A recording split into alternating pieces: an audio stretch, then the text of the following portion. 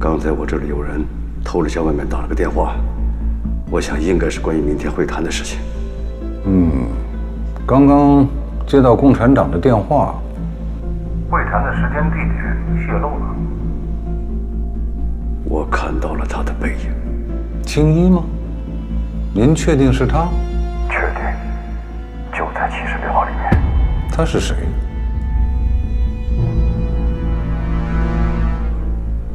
只是一个背影，天太黑，被他逃走了。哎呀，太可惜了。如果牧羊人和重庆会谈成功，您认为我会让会谈顺利进行吗？而且还有一个人也同样不想看到这个结果。闪官确实会出手破坏，但如果被他抓到了牧羊人，那我在76号就再也没有抬头的机会了。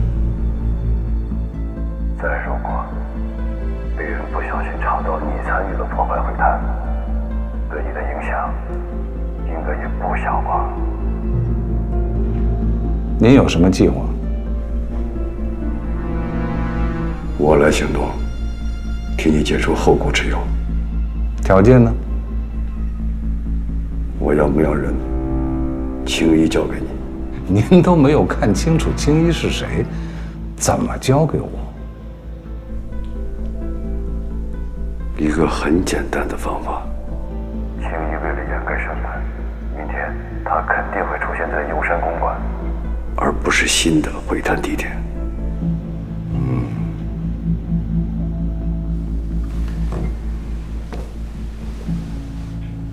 所以你就为了立功出卖了我们的行动。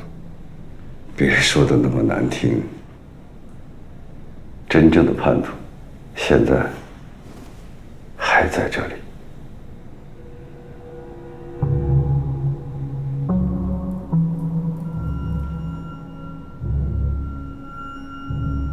山田少佐，你为什么会出现在湖心木屋？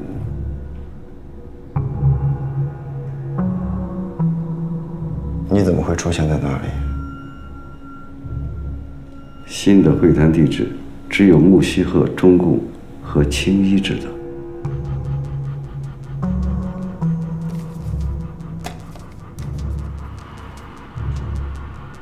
我领命去的。谁的命令？闪官的命令。现在看来，闪官和我都提前知道了新的会谈地址，那我们俩就都应该是青衣的嫌疑人。可据我所知，闪官在行动之前的那个晚上离开过一次临时指挥部。他什么时候回来的？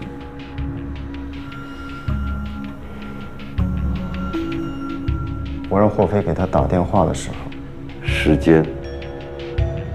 打电话，现在不用打了。处长，我在呢。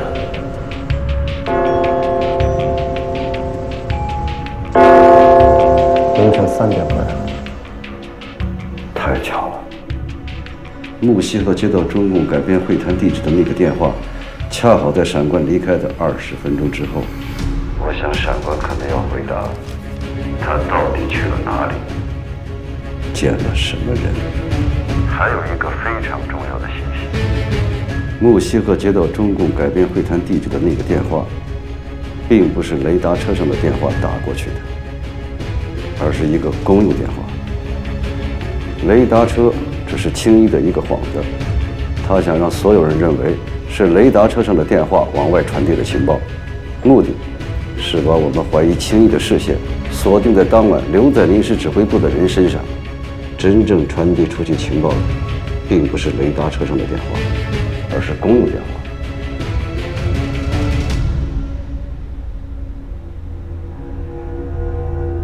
说到这里，我的嫌疑已经可以排除了。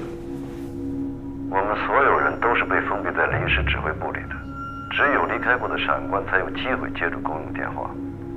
你刚才说了那么多，只说对了一点：新的会谈地址只有木西和中共和青衣知道，可闪官却提前派你去湖心木屋埋伏，请问，他是怎么知道新的会谈地址的？只有一个答案才能解释得通：闪官就是青衣。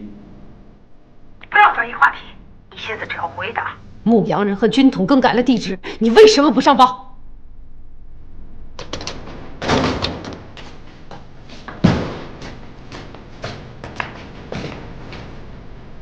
我当然上报了，只不过我上报的对象是古正将军。这是我的职责，是将军给予我的特权。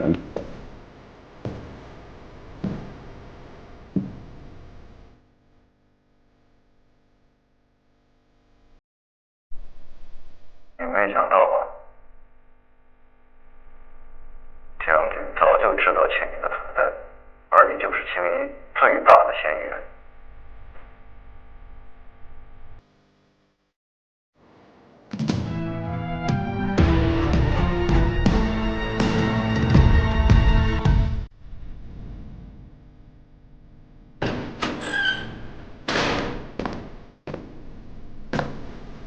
沈处长，古正将军有请。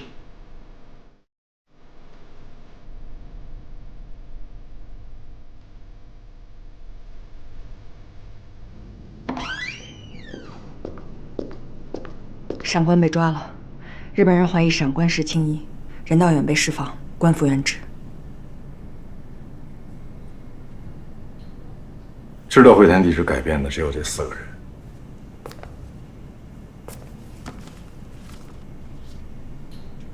那么问题就出在这3个人身上。改变会谈地址的命令是沈校下达的，沈处长不可能有问题。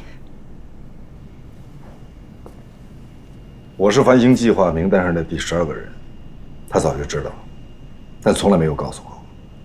会谈地址改变他也知道，但直到我们冲出木西河的猎杀包围圈时，他才告诉我。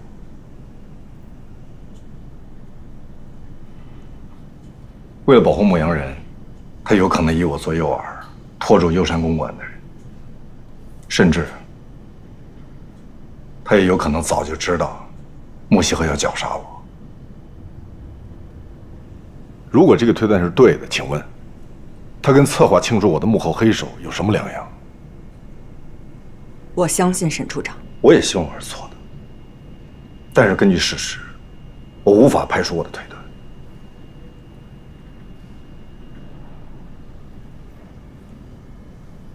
木西河同时在2个地方布局，借助任道远的手破坏会谈，撇清关系，然后安排左凌阳清楚我。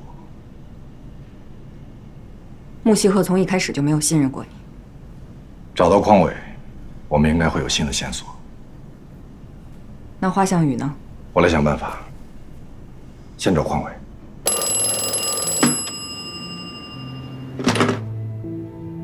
你的任务没有完成，陆枫还活着。陆枫还在上海，继续你的任务。是。你继续听从陆枫的安排，特别行动队的情况随时向我报告。是。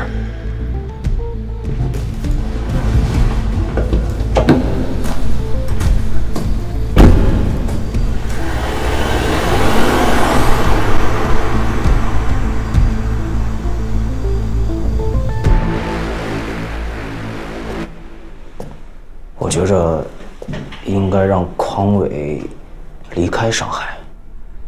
如果让他针对陆枫单独行动，没有人策应的话，只会送死。一旦让陆枫抓住他，我们只会更被动。匡伟留在上海还有用。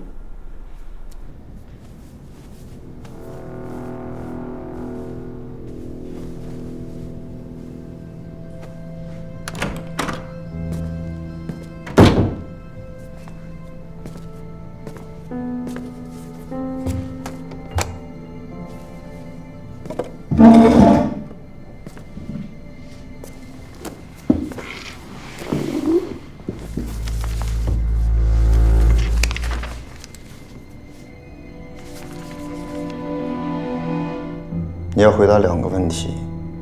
第一，你是怎么知道中共临时改变的会谈地址？在南郊虎溪木屋的。还有，那天晚上你去见了谁？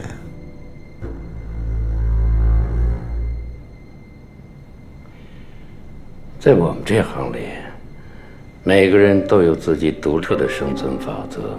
我的法则就是尽一切可能获取别人隐藏的秘密。别问我用什么手段，你的手段已经影响到了你自身的清白。清者自清。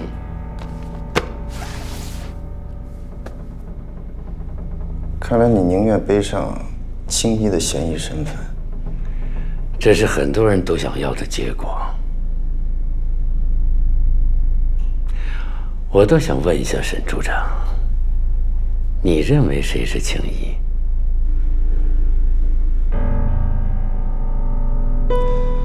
在没有确凿证据之前，76号所有人都有可能是，也包括你？当然。如果你是青衣，这个局该怎么破？我们之间相互的猜疑、内斗，已经给青衣最好的掩护了。如果我是你，我会把事情的来龙去脉说清楚，说出那天晚上你到底见了谁，这样可以帮助我们更快地找出青衣。对你来说是解脱。解脱的恐怕不是我。你认为是谁？陆枫。我也在调查他。调查到什么了？在幽山公馆，你是我们当中唯一的一个和陆枫近距离接触的人，是吧？是的。当时陆枫要杀我，但他开枪之前跟我说了一件让我很意外的事情。他说他也在翻京计划的名单上。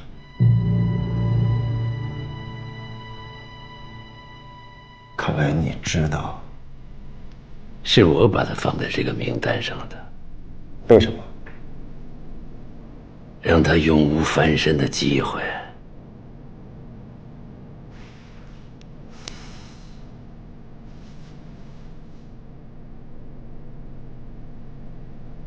这个理由成立，但似乎简单了。把他放到名单上，还有其他目的吗？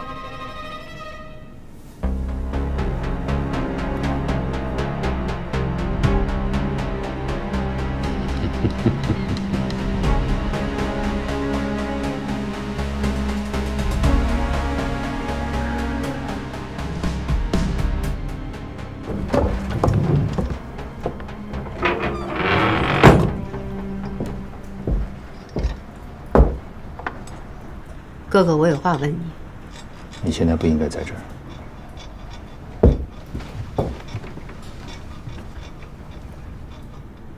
你认为古正将军真的怀疑义父是青衣吗？从佛手到钢琴师，再到现在的身份，义父像个谜一样。将军关押义父，是不是因为他还有其他的？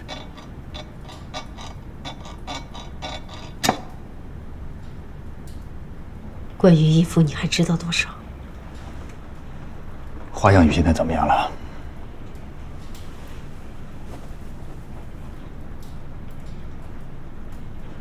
还在铁链桥监狱。你要盯紧日本军部对花香雨的一举一动，你赶紧去吧。义父只要说出那天晚上见的是花香雨，他就可以摆脱青衣的嫌疑了。可是他拒不开口，到底是为了什么？还有花香雨和这件事到底有什么关系？你信任义父吗？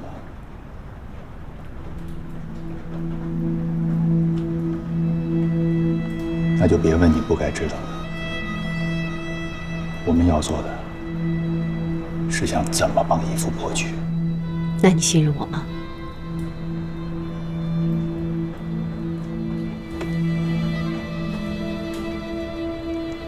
如果你还把我当妹妹看待，信任我，我不强求你说出全部真相，但我想知道我应该知道的。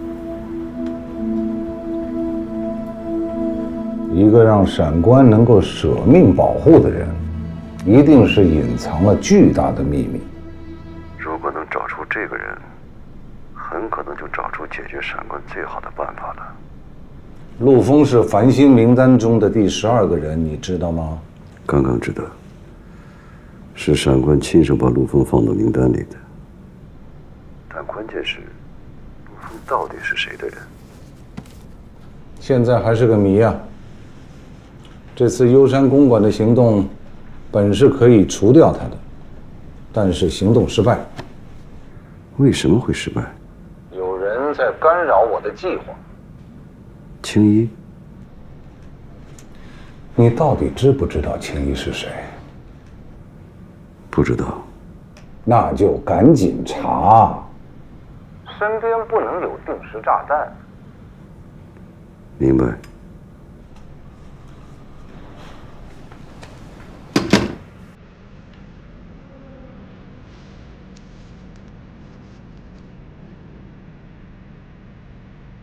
现在有个非常棘手的任务，就你能完成。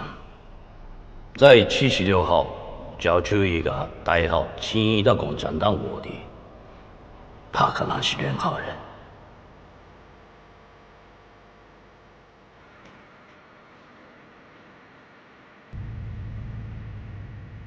闪官的身份我们也进行了彻查。从火凤凰行动立功之后，进入到国民党体系，一直暗中在给日本人卖命。但是火凤凰行动之前的资料一无所获，他好像突然从天上掉下来的。了解他身份的人苗长天、陈浩民、松下千雄全死了。沈潇呢？沈潇在国民党中统内务部时被闪官陷害逼走，两个人之前没有任何交集，甚至都没见过面。局长，闪官现在清除了有可能联系到他的所有线索，显然他身上有不想让人知道的秘密。他为什么要把陆枫放进名单里？甚至连陆枫自己都不知道名单里有他，他为什么会这么做？我看很有可能，这就是闪官布下的一个最神秘的局，也许是在18年前就开始了。这个布局，就是闪官要隐藏的那个最大的秘密。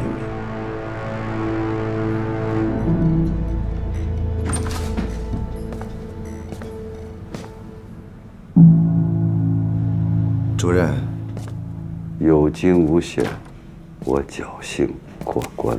您这可不是侥幸过关，您是深谋远虑。我能做的只是些皮毛，最终给闪官盖棺定论的，是你的那份报告。闪官这次应该在劫难逃了吧？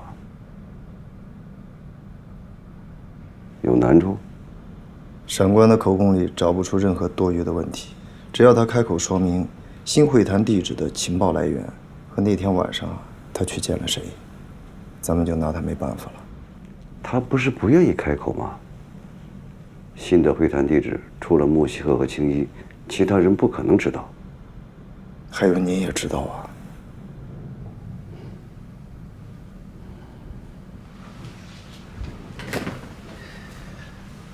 人啊，想活得自在，有时候需要不断地骗自己。就像那天你们审我的时候，你和我配合的不是天衣无缝吗？来吧，把你的好酒拿一瓶，咱们得庆祝一下。好。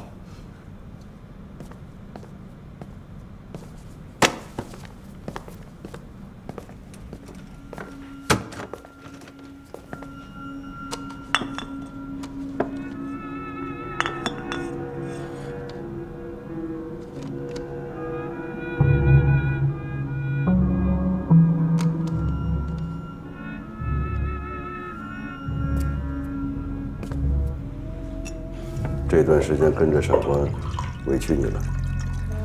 您都把性命押上了，我这点委屈算什么？面对闪官这样的对手，只有押上性命，才能有赢的机会。是，敬您。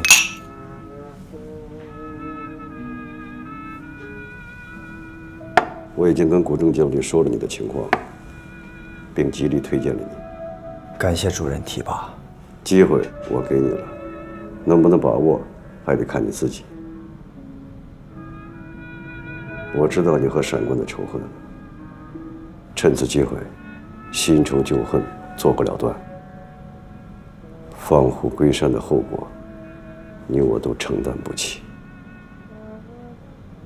我也想借日本人的手除掉闪官，但他至今不说出情报来源，我怕他给我们下套。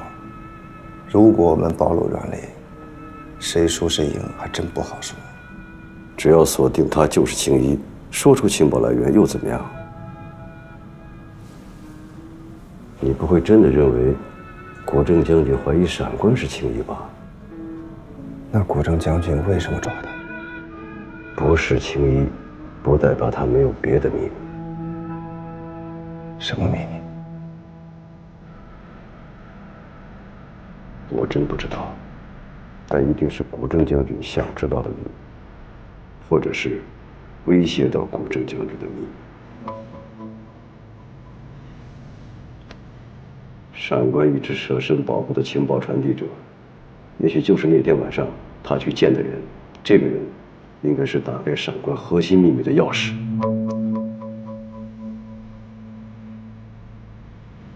那还有闪官为什么把陆枫放到反应计划的名单上？这对查出闪官和陆枫的真实身份是至关重要的线索。别查了，尽快了结闪官。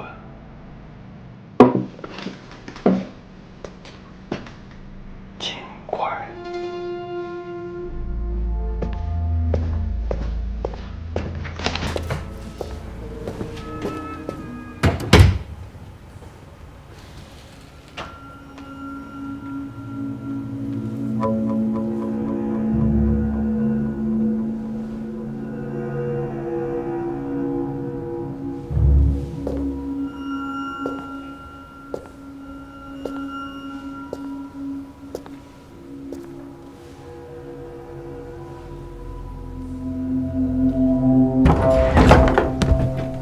你们有敲门的习惯吗？你们难道就想这么袖手旁观吗？你有好的计划吗？没有，但是我不想让他们死在日本人手里。但凡有一丁点的希望，我也不会像你们这样坐着待着，无动于衷。也许等待是最好的选择。当我没来过。站住，霍飞！你现在不可以轻举妄动。你是在命令我呀？我是在命令你。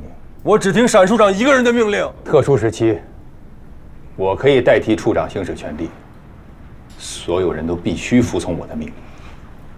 这是闪处长交代过的。那对不起，我不是你的人。霍飞，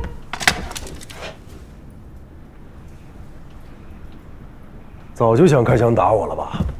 来，打！如果因为你的擅自行动破坏了我们的计划，你知道后果？如果沈处长跟花向宇任何一个人出事儿，后果比你想的更严重。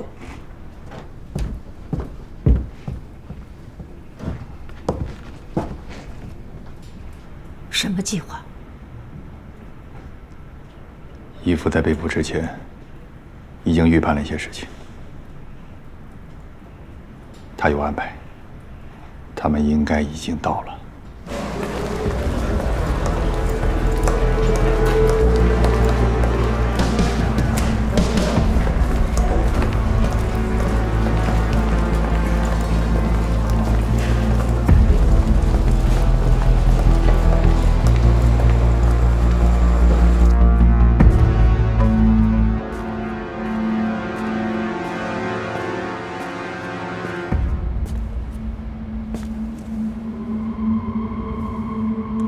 你怀疑我？我不应该怀疑你吗？应该。但在相同的处境下，我从来没有怀疑过你，包括你的身份。即使我在名单上。是的。既然你早就知道我在名单上，为什么不告诉我？不知道是最好的伪装。少跟我说这个。我没有防备，随时可能被杀。你身在虎口，只能靠你自己。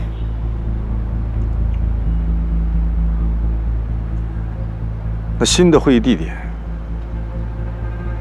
为什么不提前告诉我？时间紧迫，为了保障会谈顺利进行，我只能先通知穆西河。但看到忧山公馆的形势，我才意识到穆西河的真正企图，但当时已经晚了。你被穆西河设计了，他想杀掉你的同时，也杀了牧羊人，但他忽略了闪官。闪官已经把握全局，计划坐享其成。为什么是闪官？我也是审任导演和闪官的过程中慢慢明白的，是闪官把你放在反省计划的名单上的。闪官把我写在名单上？他亲口告诉我的。为什么？我也想知道。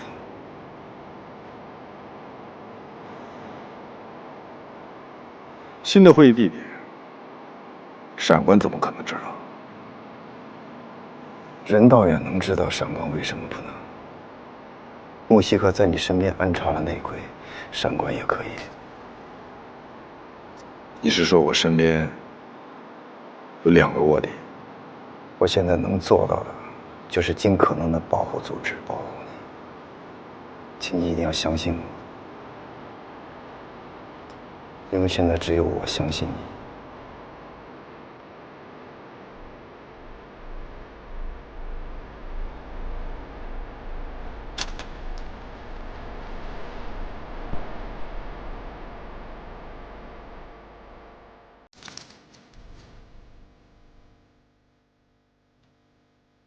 这是匡伟的藏身地点。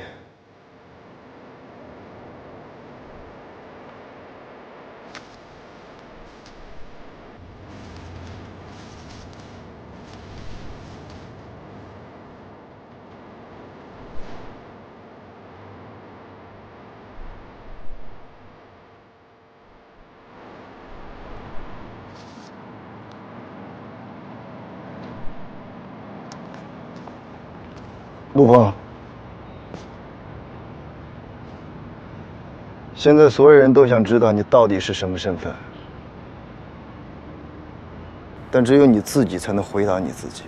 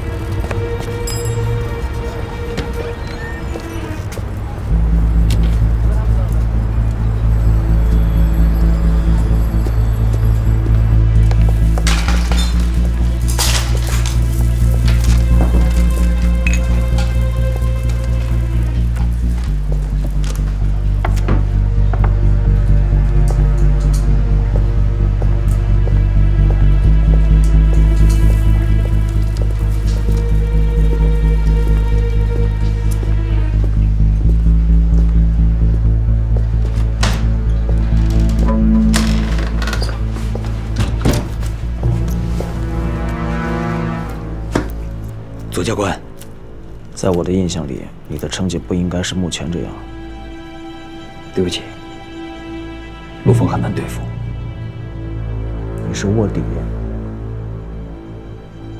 整天跟在他身边，一点机会都没有。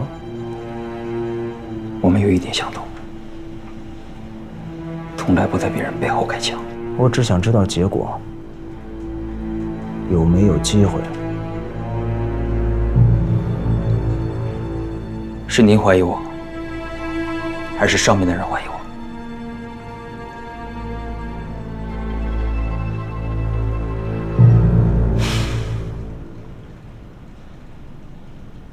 所有的途径都考虑过了，闪官不可能知道幽灵的计划，除非我是间谍。你们已经不信任我了。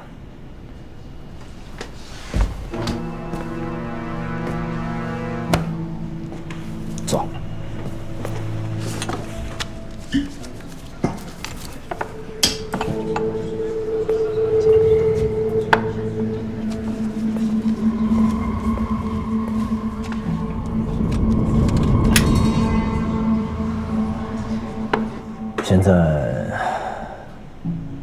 主要是怕双面谍。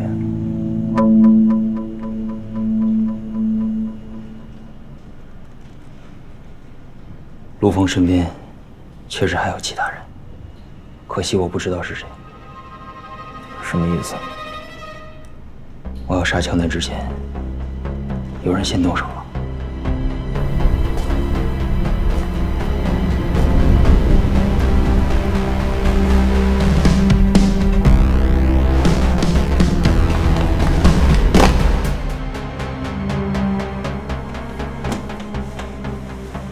还有人？陆枫身边的人不是都死了，所以我被嫁祸了。教官，我是您一手带出来的，是我的责任，我绝不会推卸。但这种事情我绝不会说谎。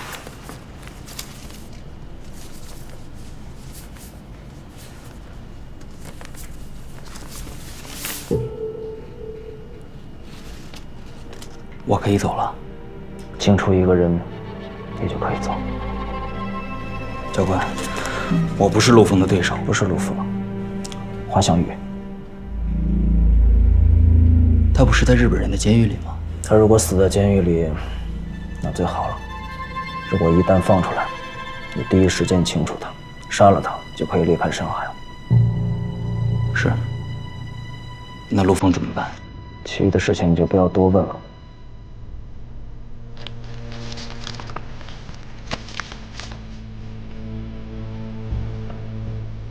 教官，我的家人我都安排好了，他们很安全，放心吧。谢谢教官。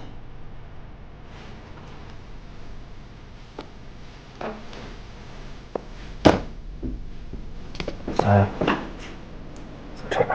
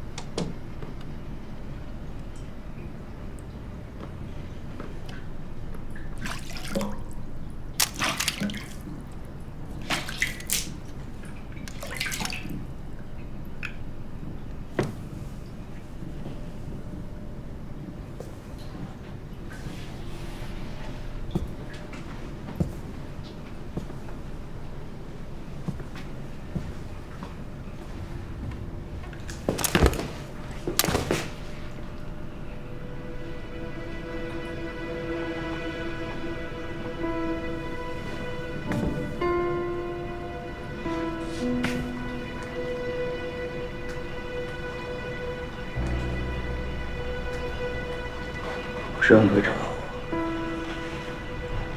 我一直在等你。峰哥，能回答我几个问题吗？你先回答我，为什么对兄弟们开枪了？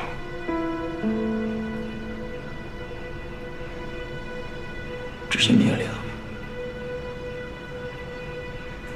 杀人的不只是我，还有谁？我杀江南的时候，有人比我先动手。是谁？不知道。可你对兄弟们动手的时候，你有没有想过，我们一起长大？你怎么下得去手？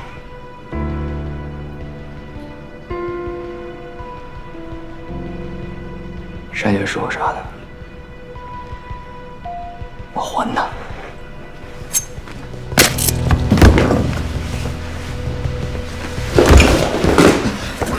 峰哥，峰哥，别再救我了，已经救我2次了。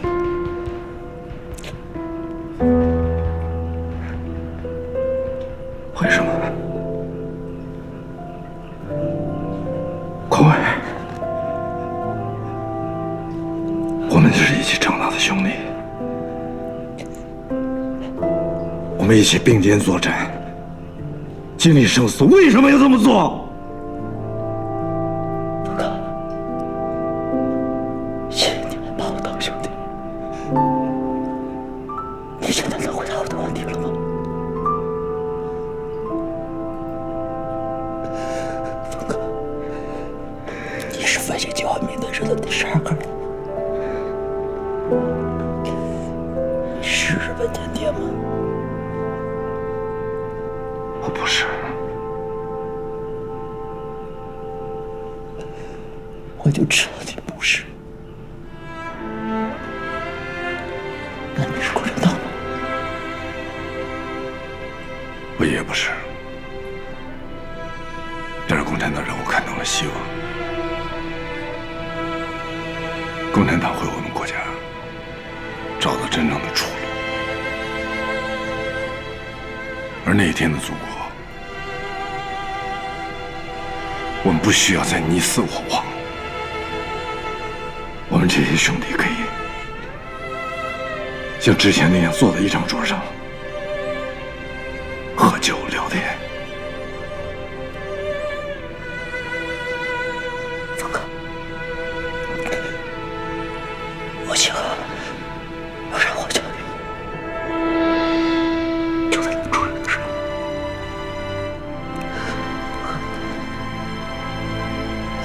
我家人在母亲和手里，所以我呀。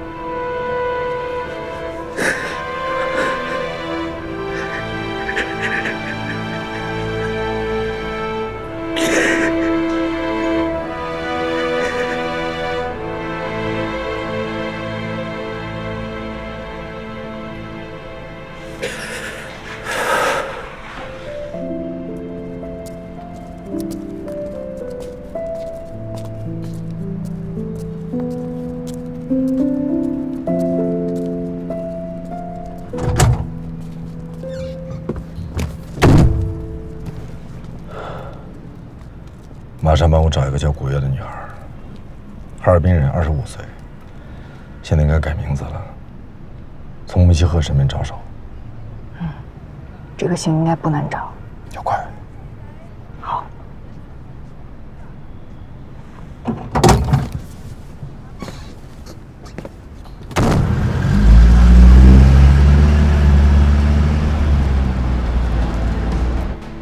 但能火红环行动被陆方破获之后，上官被抓捕，加入我们的情报组织。上官普吉对你们来说是神秘的，对我们来说，他也隐藏着很多秘密。